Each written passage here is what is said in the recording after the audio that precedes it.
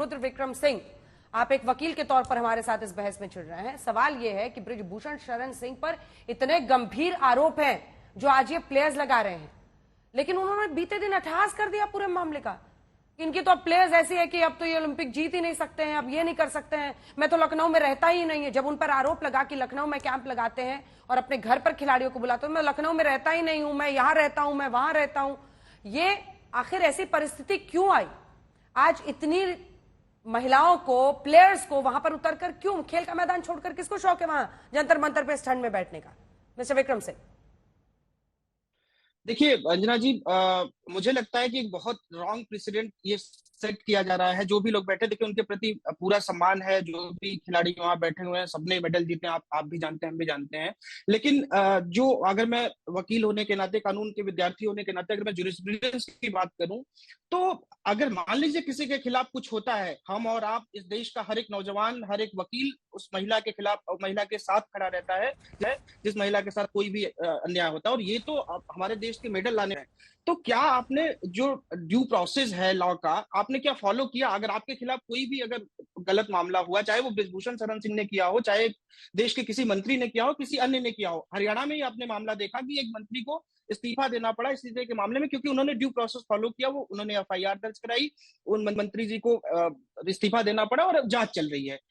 तो अगर मैं आपके दर्शकों को बताऊं कि क्या ड्यू प्रोसेस होता है, कोई भी फेडरेशन होता है, आप एक संस्थान में काम करते हैं, हम एक संस्थान के हिस्सा हैं, तो वहां पे इंटरनल कंप्लेंट कमेटी जो होती है, पॉस्ट के जो विशाखा गाइडलाइंस के ऑनरेबल सुप्रीम कोर्ट ने सेट की थी, विशाखा गाइडलाइंस में सेट करते हुए, अगर आपके खिलाफ कोई भी यौन उत्पीड़न होता है किसी भी संस्था में, आप इंटरनल कंप्लेंट कमेटी में आप कंप्लेन करिए। वहां पे कंप्लेन करने की सुविधा नहीं है। आप जो के जाइए थाने, लोकल थाने में कंप्लेन करिए। लोकल थाने में भी कंप्लेन नहीं कर सकती, आपको जहां सहजता हो देश के किसी भी थाने में। विनेश फोगाट की पीसी सुनी थी, लेकिन आपने जब उन्होंने प्रेस को संबोधित किया था, आपने सुना था जी?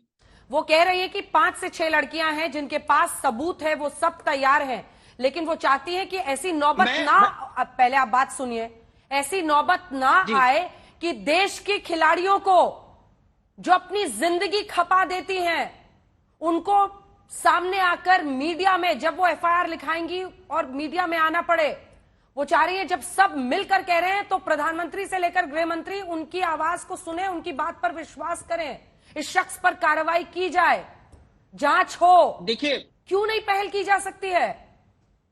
देखिए अंजना जी, मैंने वही कहा कि इस देश में अगर रॉन्ग प्रेसिडेंट इस तरीके का सेट हो गया कि कुछ लोग किसी जगह पे बैठ के किसी के खिलाफ धरना प्रदर्शन करें, उसके खिलाफ कार्रवाई होने लगे, तो मुझे लगता है कि हर चौथे दिन ये चीजें आएंगी।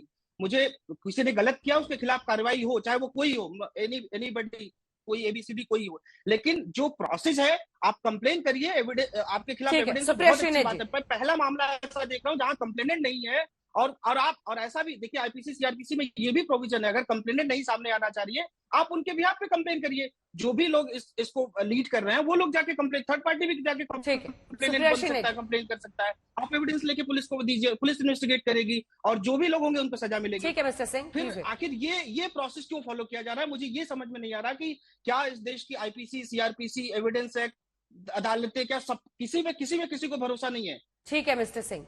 सुप्रिया श्रीनिधि जी। अंजना जी, सबसे पहले तो मैं ये कहूंगी कि ये कोई ऑर्डिनरी लड़कियां नहीं बैठी हुई है जंतर मंतर में कड़कड़ाती हुई ठंड में। ये वो बेटियां हैं, ये वो खिलाड़ी हैं जिन्होंने हिंदुस्तान का ध्वज हमेशा ऊंचा किया है। ये कुश्ती के साम्राज्य की, जिसको आपने शेरनियां कह के बुलाया था, वो है। और आज जब जंतर मंतर में विनेश फोगाट के आंखों में आंसू आते हैं तो हर हिंदुस्तानी को सोचना पड़ेगा कि हम कहां आ गए हैं और कैसे लोगों के हाथ में इस समय नीति निर्धारण हो सकता है। मैं बृजभूषण शरण सिंह का इस्तीफा आज नहीं कल हो जाना चाहिए था। सार्वजनिक जीवन में इसी को नैतिकता कहते हैं। मैं आपसे बीच में नहीं बोल रही हूँ, प्लीज चुप रहिए, मैं एंकर का जवाब दे रही हूँ, आप बीच बीच में मत बोलिए। और दूसरी चीज अंजना जी, मैं ये कहना चाहती हूँ, Anjana ji, this is not mister Singh, mister Singh, यहाँ शाउटिंग मैच नहीं चल रहा है, प्लीज वेट। योगेश्वर जी, एक सवाल और है मेरा, बस एक बार सुप्रिया जी पूरा कर ले, मैं आपके पास आ रही हूं, उसके बाद आप निकल जाइएगा, ठीक है?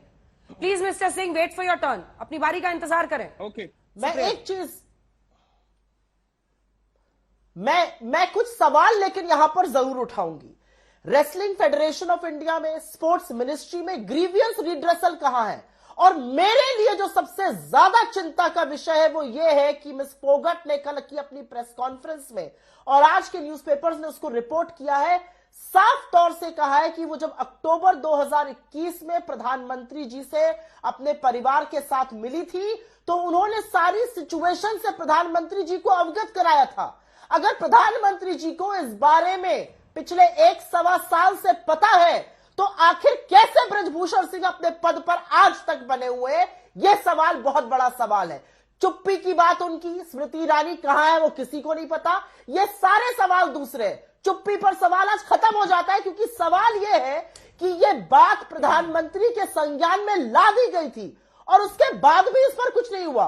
क्यों मुझे ना यह विश्वास हो कि यह सरकार दोषियों से, आरोपियों से इस्तीफा नहीं लेती है। अजय मिश्र टेनी आज भी मंत्री बने हुए हैं, बृजभूषण सिंह आज भी कह रहे हैं कि 35 साल की लड़कियां हो गई है इसलिए ऐसा कह रही है। ये कौन सी मानसिकता है? लेकिन सवाल के घेरे में आज सबसे ज्यादा और खेद होता है ये कहते हुए प्रधानमंत्री जिन्होंने विनेश फोगट को अपनी बेटी कहा था और कहा था कि नहीं तुम निराश नहीं हो सकती, तुम मेरी बेटी जैसी हो, उस बेटी ने आपको इतने बड़े मामले से अवगत कराया अक्टूबर 2021 में जो वो ऑन रिकॉर्ड बोल रही है और आपने उसमें क्या कार्रवाई करी?